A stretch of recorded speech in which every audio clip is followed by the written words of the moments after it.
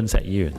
好啊，多謝主席。主席，我想問嘅就係跟進翻我自己嘅問題，即係 AUD006關於審計署嘅。其實頭先議員都有問過㗎啦，就係話關於我哋嗰個嘅工作方案，即係審計署。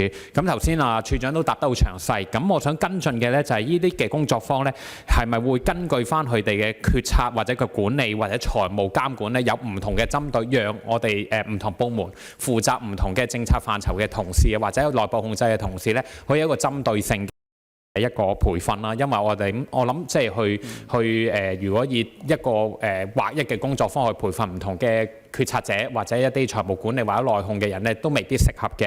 呢個第一個問題。第二個問題咧，處長頭先都有講到咧，會有一啲嘅即係 quiz 啊，即係有一啲嘅測驗咁，俾翻一啲參與者讓佢哋知道翻個成效。咁呢個我諗係一個其中一個績效指標啦。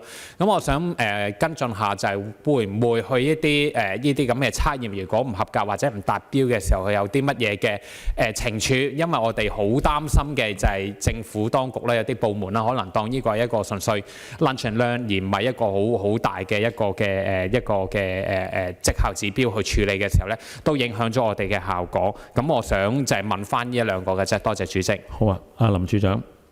多謝主席。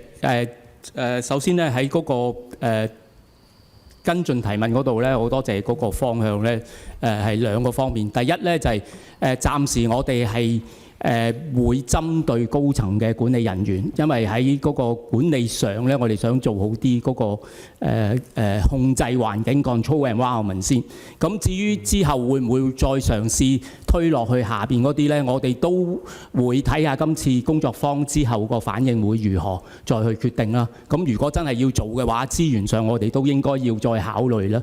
咁尤其而家相信相關嘅政府部門同埋公營機構嘅數目都唔少，我哋都要應用科技，例如 Zoom 去做㗎啦。咁所以希望議員可以了解。另外一方面咧，就係有關於嗰個Chris 嘅問題咧，問題我哋會問，答案亦都會收集，亦都會翻落去我哋嗰個風險管理方面，即係會唔會話有啲部門或者有啲公營機構答得好差，咁佢哋會喺我哋衡工量值嗰度會排前啲咧？我唔排除有呢個咁嘅可能性。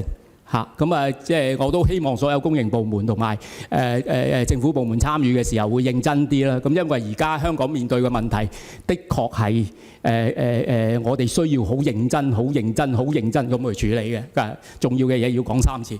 咁另外一方面咧，就係話有冇懲處咧？一向我哋衡工量值報告出嚟咧，就算犯好大錯誤都好，我哋冇能力懲處佢嘅。咁懲處嘅話咧，要留翻政府或者相關嘅部門或者議員你哋提出嚟啦。多謝。